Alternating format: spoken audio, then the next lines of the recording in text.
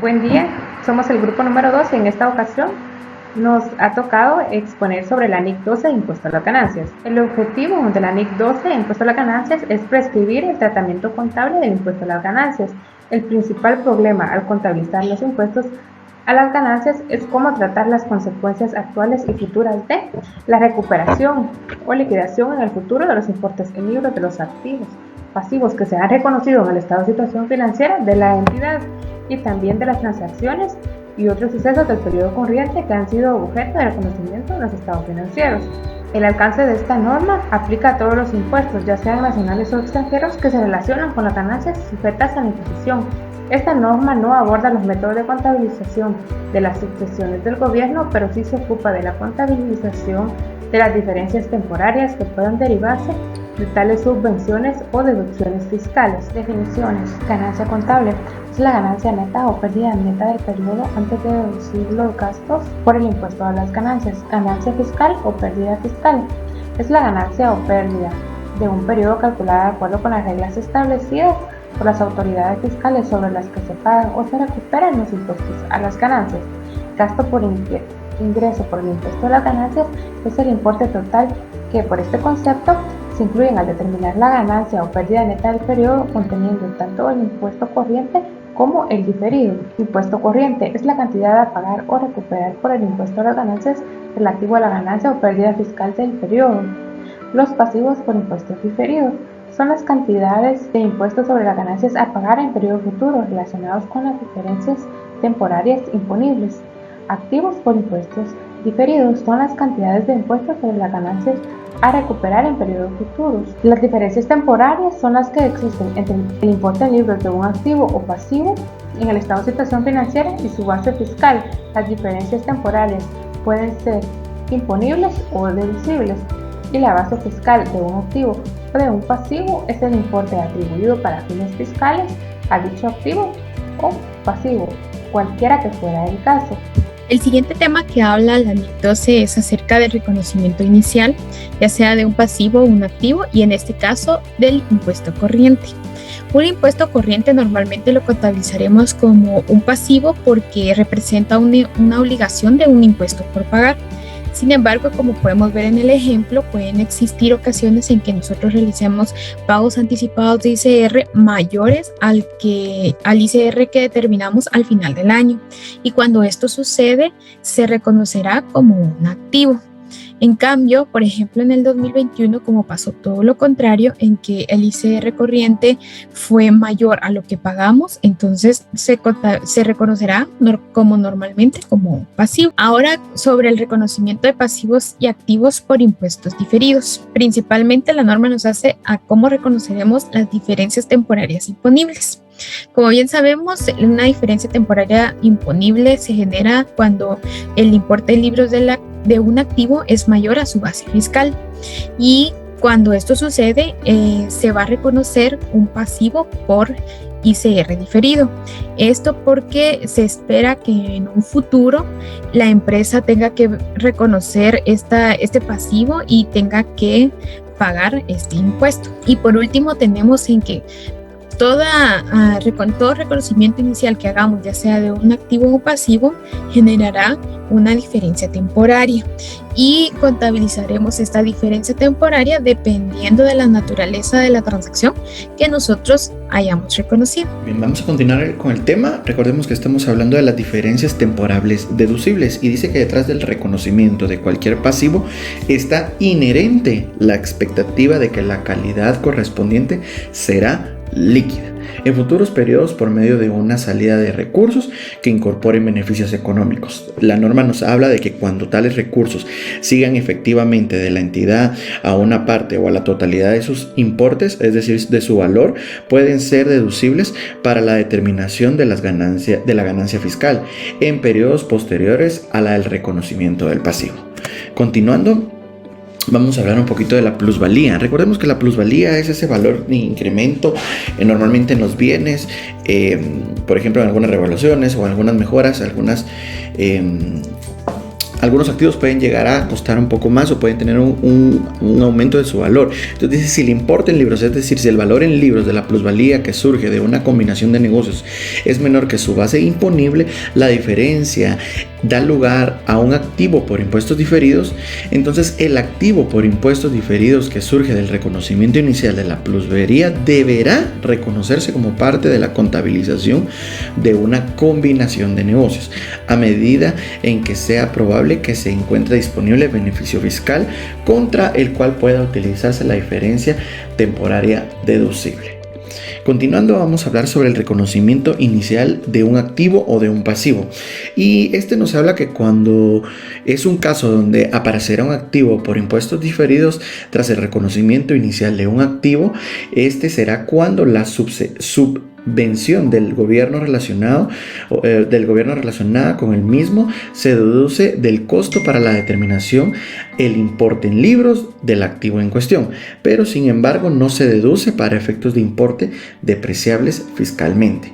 En otras palabras, es parte de la base fiscal, y este nos habla que en un supuesto el importe en libros del activo será inferior a su base fiscal, lo cual hará aparecer una diferencia temporaria deducible. Pérdidas y créditos fiscales no utilizados.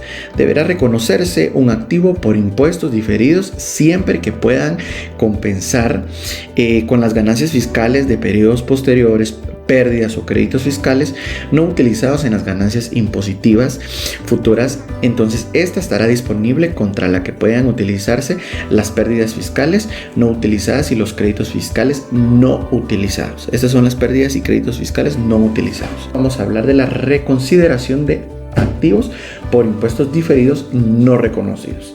Y dice que al final del periodo sobre el que se informa, una entidad evaluará nuevamente los activos por impuestos diferidos no reconocidos.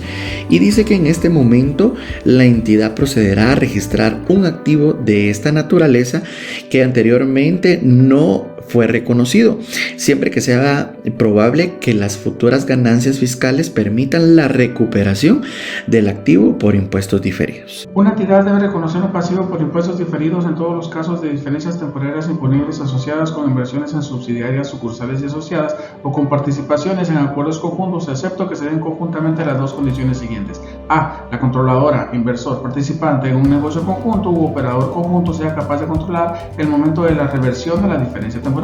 Y B. Es probable que la diferencia temporaria no revierta en un futuro previsible.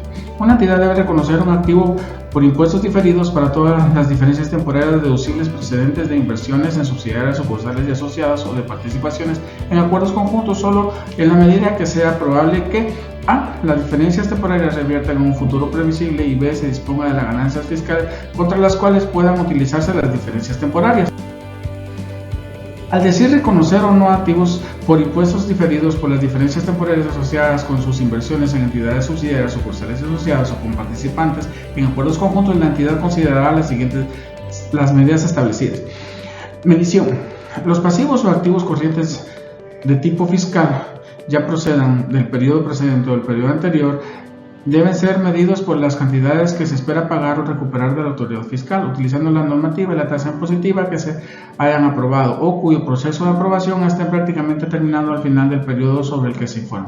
Los activos y pasivos por impuestos diferidos deben medirse empleando las tasas impositivas que se esperen se apliquen en el periodo en el que el activo realice o el pasivo se cancele, basándose en las tasas y leyes fiscales que al final del periodo de presentación hayan sido aprobadas, terminando el proceso de aprobación.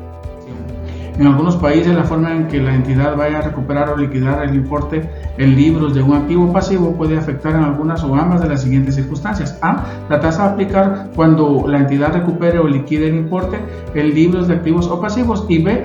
La base fiscal del activo o pasivo. En tales casos, la entidad procederá a medir los activos y los pasivos por impuestos diferidos utilizando la tasa y la base impositiva que sean congruentes con la forma en que espera recuperar o pagar la partida correspondiente. Continuando con el tema, vamos a hablar acerca de la revisión del activo por impuesto diferido.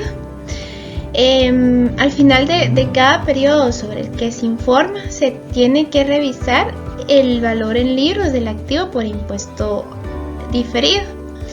¿Esto por qué? Porque se tiene que reducir el importe del activo por impuesto diferido a medida de que se vaya ajustando para que la ganancia no se vea afectada en el futuro por tener este activo por impuesto diferido. Entonces, periódicamente se tiene que revisar este activo por impuesto diferido. Asimismo, vamos a hablar acerca del reconocimiento de impuestos corrientes y diferidos, en donde vamos a reconocer estos impuestos o estos impuestos diferidos en el periodo. En primer lugar, vamos a reconocer partidas en el resultado. ¿Y cuáles se van a reconocer en el resultado? El impuesto corriente y el diferido se va a reconocer como ingreso o gasto en el resultado del periodo, excepto aquellas transacciones que se van a reconocer en el mismo periodo o en otro diferente fuera del resultado, o en el otro resultado integral, o en el patrimonio, o las transacciones que surjan de una combinación de negocios. Estas no se van a reconocer en el resultado. Asimismo, tenemos las partidas reconocidas fuera del resultado integral. ¿Cuáles partidas vamos a reconocer fuera del resultado integral? Bueno, por ejemplo, acá tenemos en la revaluación de activos fijos. Esta se va a reconocer en el otro resultado integral. Asimismo, las partidas que surjan por tipo de cambio, también estas se van a reconocer en el otro resultado integral. Y las que directamente se reconocen en el patrimonio, entonces esas se van a reconocer directamente en el patrimonio. Aquí, por ejemplo, tenemos las partidas que surjan de activos financieros. Entonces aquí todos estos de instrumentos financieros los vamos a reconocer directamente en patrimonio. Continuando con la presentación, tenemos los impuestos diferidos que surgen de una combinación de negocios. Una entidad reconocerá los beneficios por impuestos diferidos adquiridos que aparezcan tras la combinación de negocios de la forma siguiente.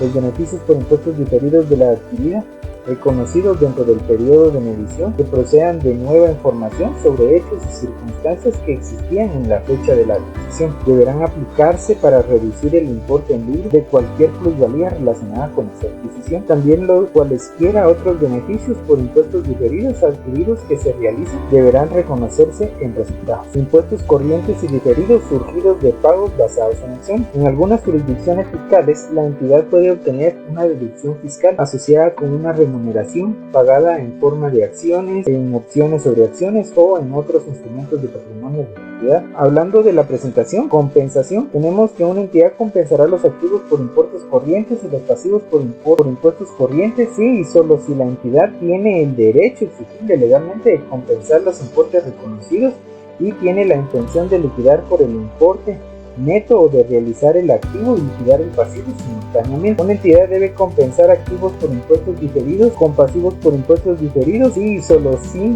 tiene reconocido legalmente el derecho de compensar activos corrientes por impuestos contra pasivos corrientes por impuestos, y los activos por impuestos diferidos y los pasivos por impuestos diferidos se derivan del impuesto a las ganancias correspondientes a la misma autoridad fiscal que recaen sobre la misma entidad, sujeto o diferentes entidades. Gastos por el impuesto a las ganancias. El gasto ingreso por impuesto relacionado con el resultado del periodo procedente de actividades ordinarias se presentará como parte del resultado del periodo en los estados de resultados del periodo y otro resultado integral. Para finalizar, tenemos las diferencias de cambio en los activos o pasivos por impuestos diferidos en moneda extranjera. Según la NIC 21, exige que el reconocimiento como ingresos o gastos de ciertas diferencias de cambio, pero no especifica si tales diferencias pueden ser presentadas en el estado de resultado integral. Y la información a revelar, los componentes principales del gasto ingreso por el impuesto a las ganancias se revelarán por separado en los estados financieros. Por ejemplo,